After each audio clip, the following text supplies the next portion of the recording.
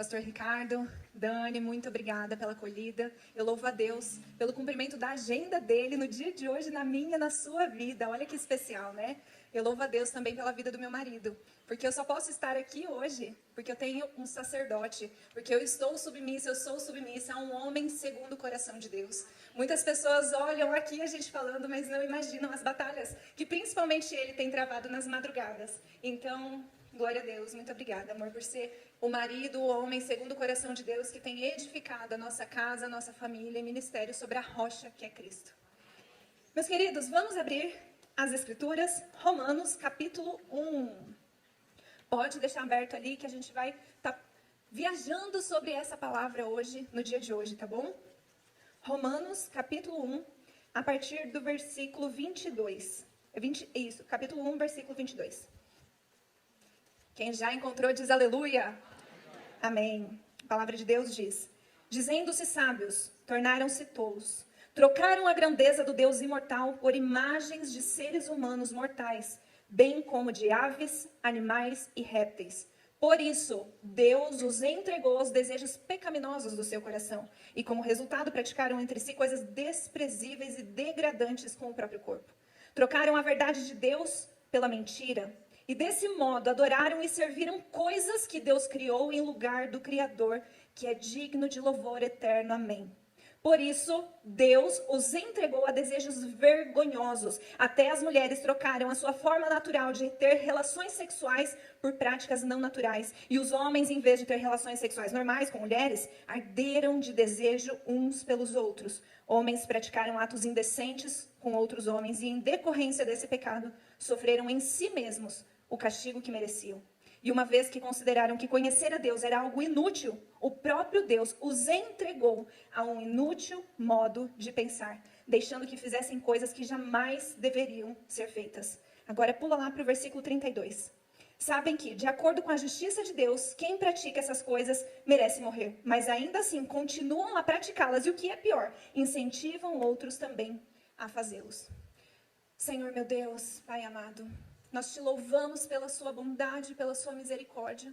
Nós te louvamos pela tua palavra que é viva, que é eficaz, que é capaz de penetrar no nosso coração e nos transformar. Senhor, nós declaramos que o Senhor é santo e que a sua santidade é a nossa esperança, Senhor. Em nome do Senhor Jesus Cristo, eu peço que o Senhor venha a colocar nos nossos corações o desejo de temer o teu nome, Senhor, em nome do Senhor Jesus Cristo. E eu peço que o Senhor esteja aplicando essa palavra de maneira personalizada, como só o Senhor é capaz de fazer no coração de cada um aqui, Senhor. Nós levamos a nossa mente cativa ao senhorio de Cristo. E em nome de Jesus, como a tua palavra diz, Pai, Jesus Cristo já derrotou tudo aquilo que provém do maligno e já expôs eles a desprezo público. E por isso, no dia de hoje, nós damos uma ordem que tudo aquilo que vem do maligno, todos os valentes, sejam calados e amordaçados, amarrados em nome do Senhor Jesus Cristo, para que sejam despojados de toda autoridade que vem exercendo sobre a vida de cada pessoa aqui, em nome do Senhor Jesus Cristo. Amém?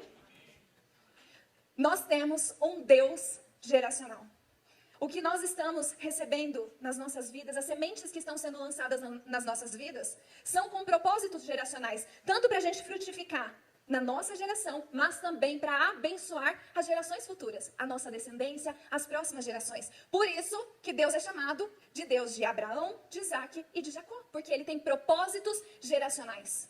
E como nós servimos e somos filhos de um Deus geracional, nós sabemos que Satanás, ele não cria nada. Ele pega quem Deus é, ele imita e distorce isso. Então, de um lado, nós temos um Deus que é de bênçãos e propósitos geracionais. Do outro lado, nós temos Satanás, que tem propósitos de destruições geracionais. E foi exatamente nesse contexto que eu nasci. Nasci em leito de adultério. Minha mãe se envolveu com um homem casado. E foi aí que eu fui concebida. Então, a gente sabe que tudo aquilo que é concebido em pecado, existe uma tentativa de ocultá-lo, ou seja, por aborto, ou seja, de esconder das pessoas. E glória a Deus, minha mãe não cedeu às tentativas do inferno para abortar. Ela decidiu ser mãe solo. Então, eu fui criada pela minha mãe, pela minha avó. E quando eu nasci, eu lembro que meu pai biológico, eu lembro não, né, me contam, que ele levou minha mãe para outra cidade para fazer o registro da minha certidão de nascimento, para ninguém saber, na cidade onde eu nasci, que eu era filha dele. E foi nesse contexto, onde eu não fui Eu fui assumida, mas eu não tive a criação do meu pai. Então eu fui crescendo, aos 4 anos de idade, minha mãe conheceu um homem maravilhoso, se casou com ele, ele me adotou legalmente, trocou meu sobrenome, e a partir dali o Senhor começou a restaurar a figura paterna na minha vida. Só que nós éramos uma família que não conhecíamos a Jesus, e como toda casa que não conhece ao Senhor Jesus, nós carecíamos da salvação e da transformação que Jesus pode fazer numa casa. Então você já pode imaginar o contexto. Contexto de briga, de discussão. Não tinha paz, porque a paz que excede todo entendimento só é possível em Cristo.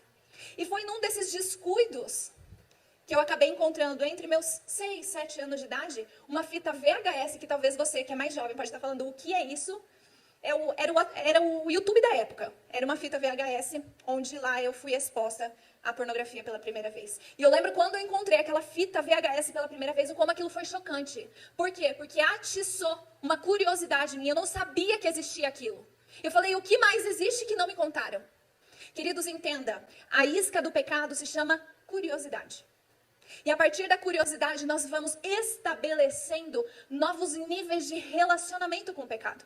E por que nós estabelecemos níveis de relacionamento com o pecado? Porque a raiz de todo pecado se chama idolatria.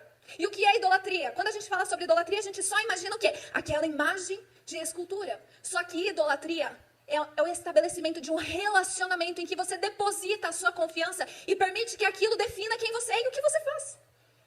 E com o pecado sexual é exatamente isso que acontece. Primeiro ele atiça a sua curiosidade, e aí depois ele vai se apresentando de diferentes maneiras, conforme você vai indo. De abismo em abismo, ele vai se apresentando de maneiras diferentes. E a partir dali, no dia que eu encontrei a fita VHS, estava a diarista em casa. E ao invés dela ir lá e tirar, ela parou, ela simplesmente assistiu comigo. E a partir dali ela começou a me dar cobertura.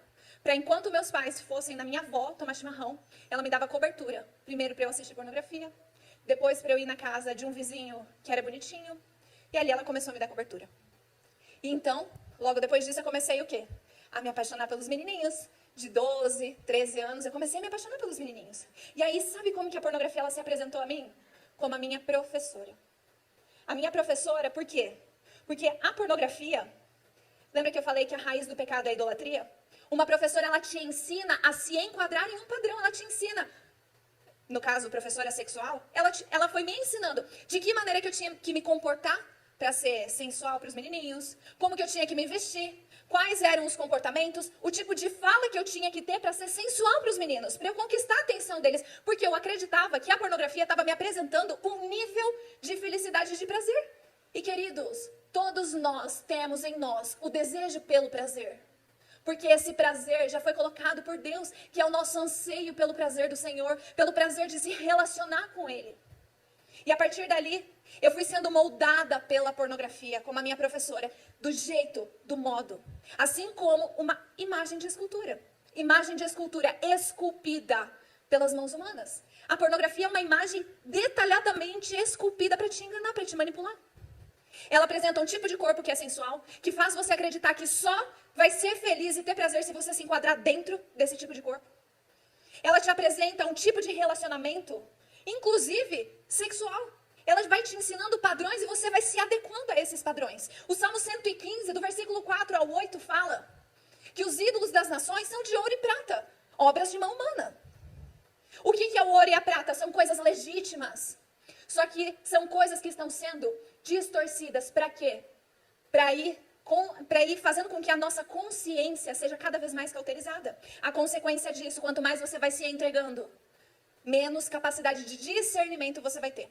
Menos capacidade de discernir entre o certo e o errado. Aquilo que é bom, aquilo que é mal. Aquilo que convém, aquilo que não convém. Você vai sendo entregue cada vez mais aos desejos do próprio coração. E nesse nível de relacionamento que eu estava com a pornografia, quando ela se apresentava como a minha professora, ela estava me ensinando o que fala no versículo 24 de Romanos 1. Por isso, eu fui me entregando aos desejos do meu coração. Eu tinha o desejo de me relacionar com os menininhos, eu tinha o desejo de ser sensual, eu tinha o desejo. E ela foi me ensinando como eu tinha que me comportar, o que eu fazer, para eu conseguir me entregar a esses desejos. Só que tem estudos que mostram que a pornografia, ela nunca se estabelece no mesmo nível que a gente começou a acessar no início. Uma pessoa, ela foi exposta à pornografia por uma semana ao mesmo vídeo, ao mesmo filme pornográfico por uma semana. E eles foram observando as respostas cerebrais que aquela pessoa ia tendo. E pasmem, da primeira exibição até a última, eles foram vendo que os níveis de resposta assistindo ao mesmo filme ia caindo cada vez mais. Depois desse período, quando eles colocaram um novo filme pornográfico para a pessoa assistir, adivinhem, a resposta que o cérebro teve foi maior do que a primeira vez que ela assistiu aquela outra pornografia. Sabe o que isso quer dizer? Quer dizer que você não se contenta com aquilo que a pornografia te apresenta. Ela vai literalmente cauterizando a sua mente e a sua consciência. E faz você acreditar que você precisa de algo mais, de algo novo, de algo mais prazeroso. E ali, com os meus 16, 17 anos, eu já estava acessando pornografia pesada. Categorias de humilhação, categorias de tortura, categorias com animais, categorias bizarras. E eu lembro que no ensino médio, a gente estava num grupinho de colegas, e na escola é bloqueado o acesso à pornografia. E eu lembro que eu falei, dá o celular aqui. E eu coloquei uma sigla bem específica de uma categoria pesada da pornografia. E ali mostrou quais sites estavam desbloqueados. E quando eles viram o tipo de pornografia que eu já estava acessando, porque nessa idade eu já tinha celular, eles falaram, credo, você assiste esse tipo de coisa, que nojo, você é doida. Eu falava assim, ai gente, é um negócio tão... Vocês não assistem isso, vocês ficam vendo aquela coisa de homem com mulher, tão simples.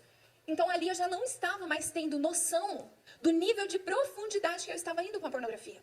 E nesse período, com 16 anos de idade, eu já tive o meu primeiro namorado que tinha 32 anos de idade. Literalmente o dobro da minha idade na época. E logo depois disso veio a primeira frustração amorosa. Ele me traiu, eu fiquei o quê? Zangada, doída, com raiva. E aí eu estabeleci um novo nível de relacionamento com a pornografia. Eu comecei a ver a pornografia como a minha conselheira. Eu queria aprender com a pornografia a partir daquele momento como me vingar dele. Eu queria aprender com a pornografia o que diferente eu tinha que fazer para eu conseguir segurar um homem. A pornografia, ela engana. Ela começa a construir a sua identidade. Construir não. Ela distorce a sua identidade baseado naquilo que você é e na performance sexual que você tem. E a partir dali, eu fui para níveis cada vez mais profundos na pornografia. Porque acessar a pornografia já não estava mais satisfazendo. Você chega num período que você não quer apenas olhar aquilo, você quer colocar em prática aquilo que você está assistindo. E ali, então, eu comecei ao que diz o versículo 26, a me entregar para os desejos vergonhosos do meu coração. A partir desse momento, eu comecei a ter relacionamento com um homem casado. E eu sabia que ele era casado. E na minha mente eu acreditava o quê? A esposa não faz ele feliz, então ela merece isso que está acontecendo. Gente, eu me envergonho de falar isso. Mas era exatamente esse tipo de pensamento que eu tinha na época. E ali, nesse relacionamento com esse homem casado, a gente foi se entregando cada vez mais. Eu encontrei outra pessoa que também era viciada em pornografia. E a partir dali a gente começou a dar vazão e a praticar tudo aquilo de mais humilhante, degradante e de perversão sexual que você possa imaginar. A gente foi dando asas. O que eu quero essa noite aqui é falar pra você que prazer sexual é errado, que vem do diabo, negativo. O prazer sexual foi criado por Deus. Só que Satanás, ele é especialista em quê? Em pegar algo que é legítimo de Deus, colocar na posição errada na sua vida, num lugar que ele não pode ocupar. Olha só, existe uma pessoa na Bíblia que percorreu exatamente esse caminho, de primeiro ser entregue aos desejos do seu próprio coração, depois aos desejos vergonhosos do seu coração, e a uma mente reprovável, Absalão. Absalão, filho legítimo do rei Davi, ele tramou contra o reinado do pai, e nisso ele foi e conseguiu tomar o reinado do pai. Tomar em partes. Abra sua Bíblia em 2 Samuel, no capítulo 14. Absalão, ele começou um movimento de conquistar o coração das pessoas de Israel. Ele foi ganhando força, sabe como? Veja só. 2 Samuel, capítulo 14, 25, diz o seguinte: não havia nenhum homem em todo Israel tão elogiado por sua beleza. Ele começou cativando as pessoas pelos olhos. Aquilo que nós contemplamos diz muito sobre o caminho que estamos percorrendo e que caminho estamos em nos tornarmos quem. E ali fala que ele era perfeito da cabeça aos pés. E olha só a estratégia que ele foi. 2 Samuel, capítulo 15, do versículo 2 a 4. Quando alguém trazia uma causa para ser julgada pelo rei Davi, Absalão perguntava de que cidade a pessoa era, ou seja, ele se atravessava, e ele perguntava de que cidade a pessoa era, e ela lhe respondia de qual tribo de Israel pertencia. Então Absalão dizia: sua causa é justa e legítima. É uma pena que não tenha ninguém para ouvi-la. E ainda dizia: quem me dera ser juiz. Então todos me apresentariam suas questões legais e eu lhes faria justiça. Satanás, ele começa a falar assim: poxa, você tem uma causa. Quem me dera ser juiz. Quem me dera te ajudar nessa causa. Ela é legítima, mas não tem ninguém para te ouvir. Ainda mais jovens, solteiros que estão na fase de espera. A principal tentação realmente é em que altar você está colocando a sua confiança. Você está crendo que o Senhor, aquele que fez céus e a terra, que soprou fôlego de vida em você, que Ele vai dar conta de sustentar a palavra dele, de que há um prazer específico para dentro da aliança do casamento, de acordo com os preceitos dele, ou vocês vão pedir ajuda para outras pessoas, como por exemplo para Satanás, ou vocês vão tentar do jeitinho de vocês. Aqui é uma questão de quem está reinando sobre nós, sobre o nosso coração. E veja o seguinte, 2 Samuel, capítulo 16, versículo 21 e 22, aqui, rei Davi já tinha saído da cidade, tinha ido para o vale, porque quando ele soube da conspiração de tantas pessoas que Absalão ele estava trazendo para perto dele, que estavam apoiando Absalão, Davi falou: vamos sair da cidade para que ele não venha causar uma matança entre os moradores. E então o rei Davi saiu da cidade, foi para o vale, e Absalão entrou no palácio, e então ele pediu conselho para um dos conselheiros que era de Davi e começou a apoiar ele. E olha só o conselho que Aitofel deu para ele. Aitofel respondeu: tenha relações com as concubinas que seu pai deixou aqui para tomar conta do palácio. Então todo Israel saberá que você insultou o seu pai de tal modo que será impossível haver reconciliação. E isso encorajará os que estão do seu lado. E então armaram uma tenda no terraço do palácio, e ali Absalão teve relações com as concubinas de seu pai, à vista de todo Israel. Satanás, ele nos engana. Quanto mais profundo nós vamos no pecado sexual, mais ele vai tentar nos aconselhar e nos convencer de que não existe mais como você se reconciliar com o seu pai. Olha só o que você já fez. Você já está tão entregue aos desejos mais perversos do seu coração. Não tem como. Deus é santo. Olha você, todo sujo com pecado sexual. Não existe reconciliação. E nessa fala de Satanás na mente das pessoas, ele tem aprisionado muitas pessoas nos grilhões da culpa, do remorso. Sabe quem? O rei Davi, ele aponta para o reino messiânico de Jesus Cristo. E Absalão, ele representa, como filho do rei Davi, coisas que são legítimas do Senhor, que foram criadas pelo Senhor, mas que não foram chamadas para reinar sobre a sua vida. O prazer sexual, ele é criação do Senhor, mas ele não pode reinar sobre a sua vida. Ele não pode estar no trono do seu coração. A sua felicidade é algo legítimo do Senhor para a sua vida. Só que não pode ocupar o trono do seu coração, te dominar, te governar. Quantas coisas que são lícitas, mas que estão ocupando o lugar errado nas nossas vidas. E era exatamente nesse contexto que eu estava. Queridos, eu não vou ser hipócrita de falar assim, o prazer sexual não tem nada de bom. Ele é prazeroso. Só que ele não te traz alegria, porque a alegria é um fruto do Espírito. Ao mesmo tempo que eu me sentia empoderada, livre, dona do meu corpo, faço o que eu quero, saio com quem eu quero. Ao mesmo tempo, depois de eu voltar para casa sozinha, já me sentindo suja, ou que eu fechava as 30 abas do computador, porque eu não conseguia me satisfazer com uma, então eu tinha que pegar o ápice de 30 para conseguir me satisfazer. No tempo que eu fechava isso, era o mesmo tempo que eu já era tomada pelo remorso. E como eu não conhecia Cristo na época, como que eu tentava lidar com esse remorso? Me alimentando ainda mais do pecado sexual. Me alimentando ainda mais daquilo que eu achava que me traria prazer, que me traria alegria, satisfação. O meu testemunho não tem a ver com uma libertação sexual. O testemunho que Deus gerou na minha vida foi o resgate de um coração idólatra, onde tudo e todos estavam reinando no lugar que pertence única e exclusivamente ao Senhor. E ali então, nesse período, me mudei para Curitiba. Eu sou do interior do Paraná, sou Pé Vermelho, Marechal Cândido Rondon.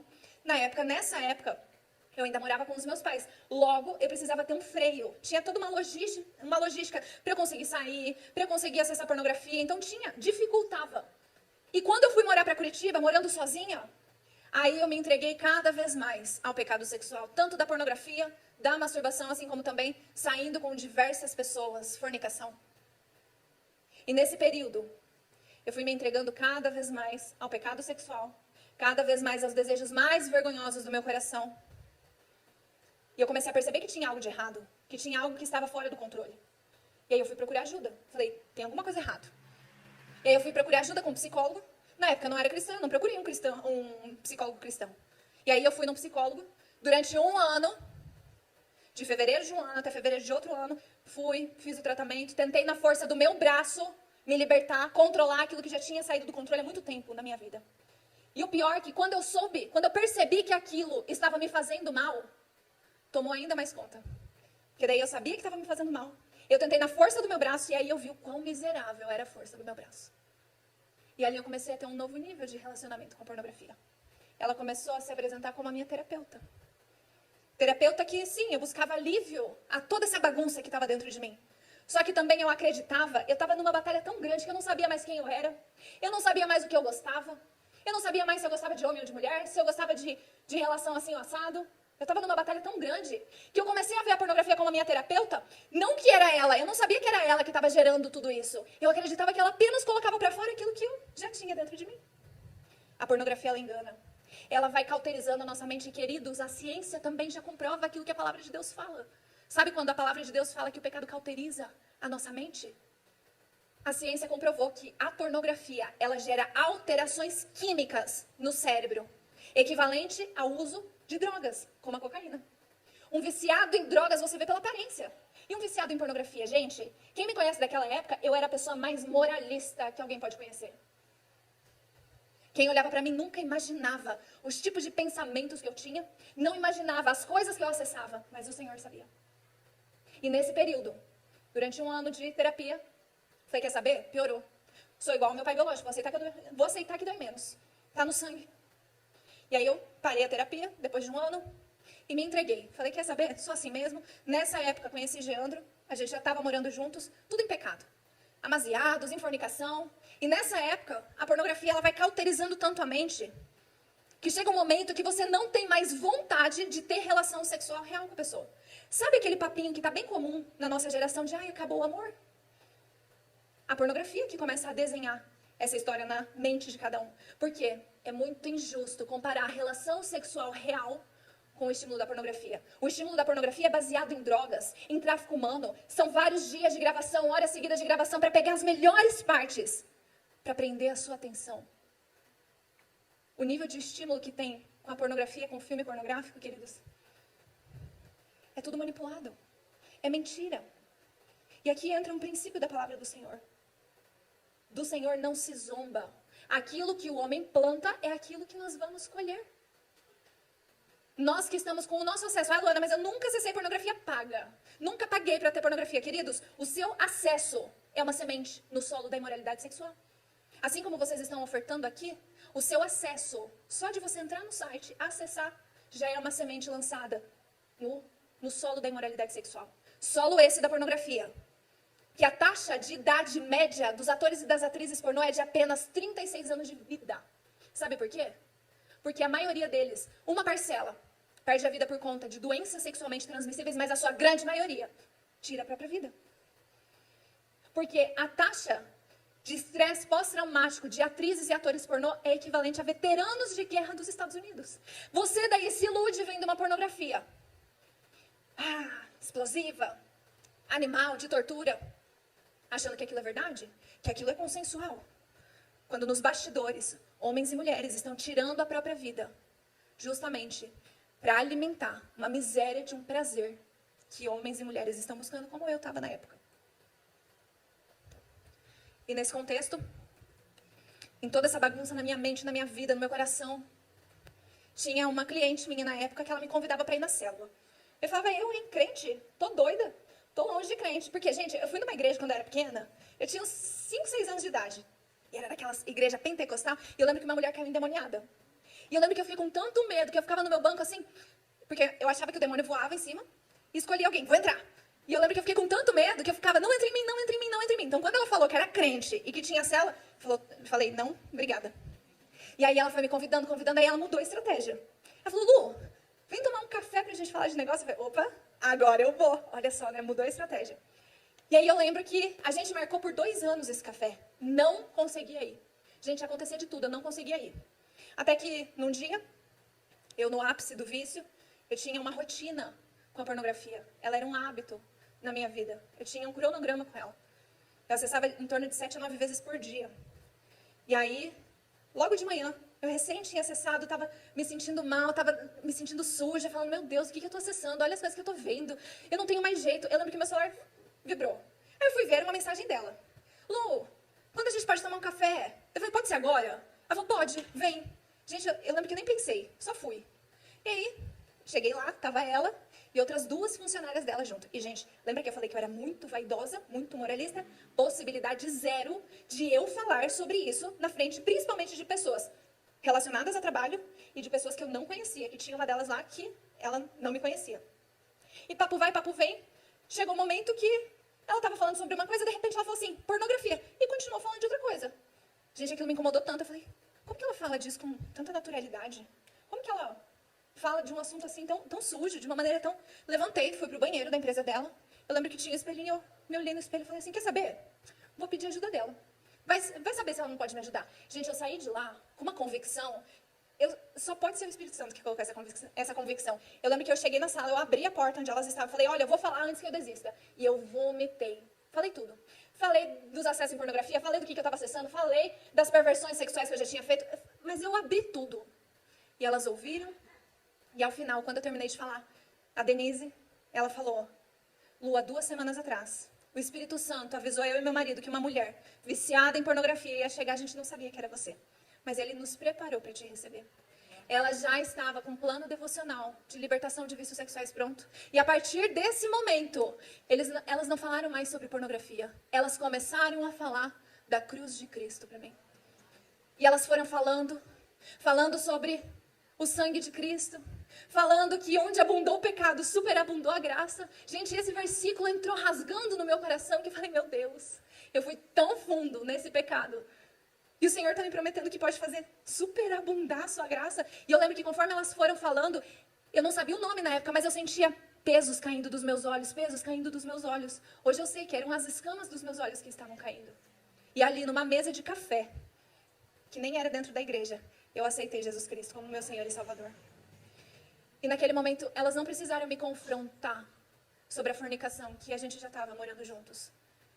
Mas me veio uma convicção de que, Senhor, eu nunca mais quero desagradar um Deus que avisou pessoas, que me via, que sabia do sofrimento que eu estava, que preparou pessoas para me ajudar. Eu nunca mais quero te desagradar na minha área sexual. E naquele momento eu olhei para elas e eu falei assim, olha, eu vou falar para vocês, mas eu nunca mais quero desagradar a Deus, nem que isso vá custar o meu relacionamento. Porque a gente sabe, né, que isso é motivo de muito homem abandonar e falar assim, virou crente agora. E aí eu demorei 2 dias para criar coragem para falar. E eu falava, Espírito Santo, eu descobri hoje que o Senhor não é uma pomba, que o Senhor é a pessoa que convence as pessoas, me ajuda a convencer Ele. E eu, do meu jeito, ali, fui orando, pedindo. Só que meu marido, ele veio de um lar onde era meio dividido. Metade católico e só a mãe dele era cristã. Então ele foi para a catequese, mas também ele foi para a escolinha bíblica dominical. Então ele tinha sementes lançadas no coração dele. E em casa, quando a gente sentou para conversar, numa mesa de café dentro de casa, eu falei para ele, eu confessei tudo. Eu comecei a confessar tudo aquilo que eu já tinha feito. Eu falei, eu não quero que a gente entre num relacionamento simplesmente para ser um casamento de fachada ou para ser um casamento fadado a dar errado. Eu comecei a confessar tudo para ele. Falei de tudo e ali ele começou a se abrir também. Ele começou a confessar. Eu falando do meu vício em pornografia e masturbação, ele também com o vício em masturbação. Gente, nós vivíamos juntos, mas tínhamos vidas individuais. A gente não se conhecia, a gente estava separados pelo pecado, vivendo dentro da mesma casa. E essa é a condição que muitas pessoas estão hoje. E a partir daquele momento, eu falei, olha, eu fiz um propósito com Deus, de que eu não vou mais fornicar até a gente casar. E aí ele entrou dentro desse propósito junto, ele falou, estou contigo, entregou a vida dele para Jesus. E ali, a gente começou esse processo de santificação para a gente casar. E a gente morava juntos, dormia na mesma cama, por 11 meses e meio. A gente não caiu nem uma vez para a honra e glória do Senhor.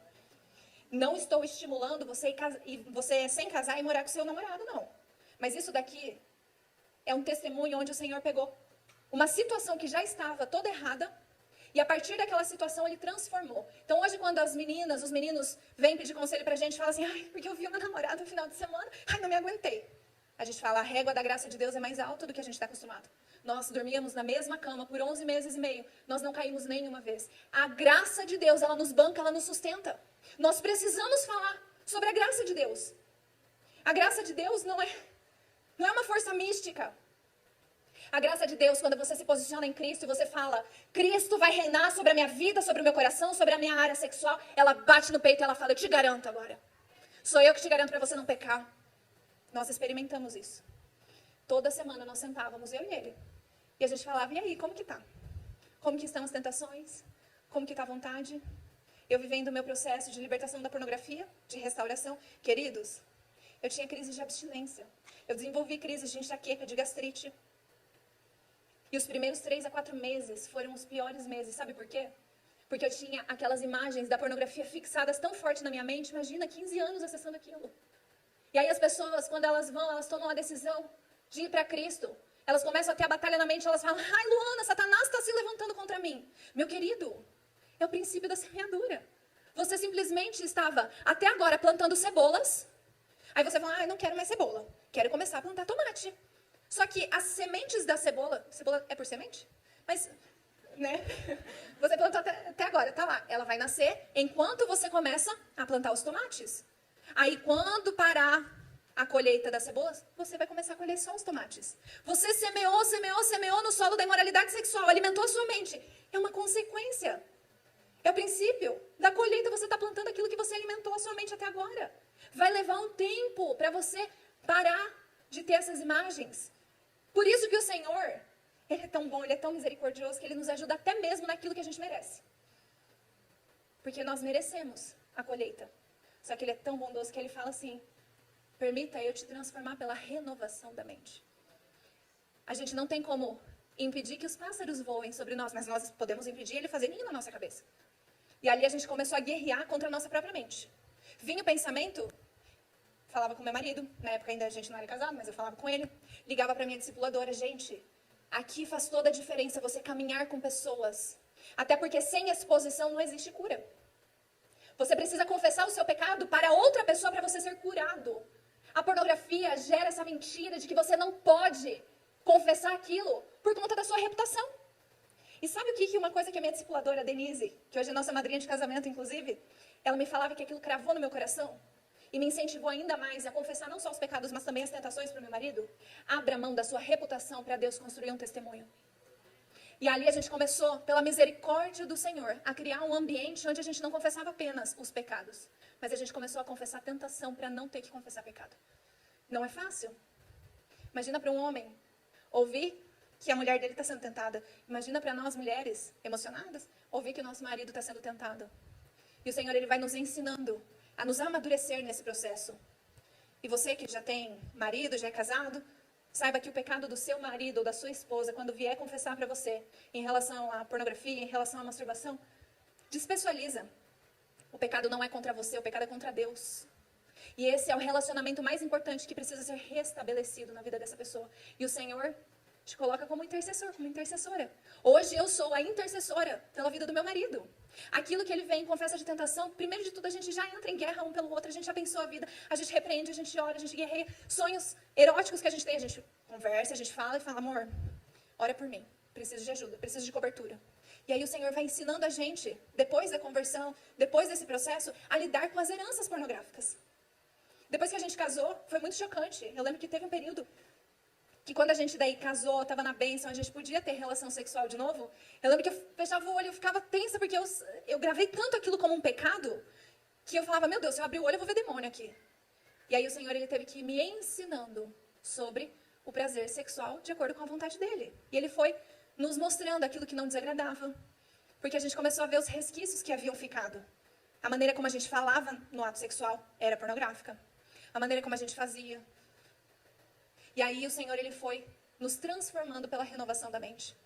E existe um prazer que está reservado para quando nós estamos guardados pelos preceitos de Deus, quando nós cumprimos os preceitos de Deus.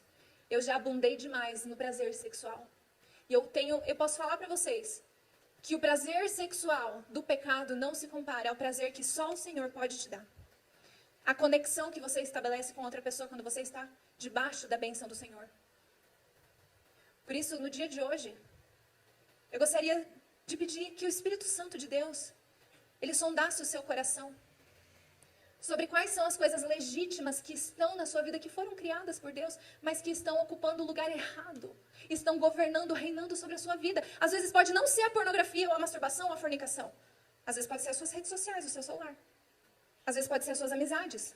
Às vezes pode ser os filmes, os seriados que você assiste. O que está no topo da sua prioridade que tem te afastado do Senhor? Quais têm sido os absalões da sua vida? E, gente, com a idolatria, não existe outra maneira senão a gente quebrar esse altar, a gente renunciar. O Senhor, ele é a pedra angular.